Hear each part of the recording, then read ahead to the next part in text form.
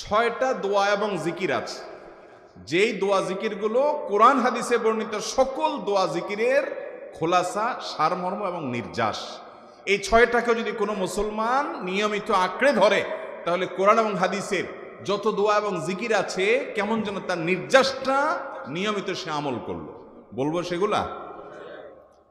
এই ছয়টা দোয়া এবং জিকিরের মধ্যে সর্বপ্রথম হলো নবী করিম সাল্লাল্লাহু আলাইহি সাল্লামের প্রতি দুরূদ প্রেরণ করা। নবীজি সাল্লাল্লাহু আলাইহি সাল্লামের প্রতি দুরূদ প্রেরণ করার আমল এরকম আমল, আপনি যদি সারা দিনে শুধুমাত্র নবীজির প্রতি দুরূদ প্রেরণ করার আমলটাই জিকির হিসাবে সবচেয়ে বেশি করেন, দোয়া হিসাবে যদি এটাই আপনি সারাদিন করতে থাকেন, তো আপনার জন্য যথেষ্ট হবে, আল্লাহর কাছে আর কিছু না চাইলেও চলবে। দুরূদ মানে হলো নবীজির জন্য দোয়া করা। ভাই, আল্লাহ তার হাবিবকে রহম করবেন, আপনার আমার দোয়ার দিকে আল্লাহর তাকানোর কোনো ঠেকা আছে? নবীজি কি আমাদের দোয়ার কোনো মুখাপেক্ষী?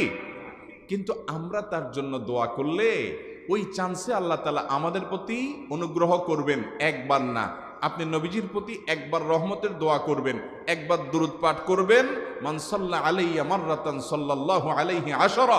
নবীজি সাল্লাল্লাহু আলাইহি সাল্লাম বলেছেন, একবার আমার জন্য তোমরা দোয়া করলে, আমার প্রতি দুরূদ পাঠ করলে, আল্লাহ তাআলা তোমাদের জীবনে 10 বার 10 জায়গায় 10 টাইমস তোমাদের উপর আল্লাহ তাআলা অনুগ্রহ করবেন। আপনি টেরও পাবেন না কত জায়গায় আল্লাহ অনুগ্রহ করেছেন। আল্লাহ বাঁচাই দিয়েছেন, একটুর জন্য শেষ হয়ে যান নাই। ওই যে দুরূদ পড়ছেন, আল্লাহ তাআলা রক্ষা করছে, আপনি খবরও নাই।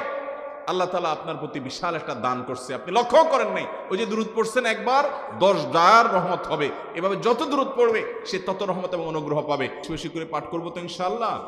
সবচেয়ে শ্রেষ্ঠ দুরূদ, সবচেয়ে উত্তম দুরূদ হলো দুরূদ ইব্রাহিম, যেটা নামাজে পড়েন।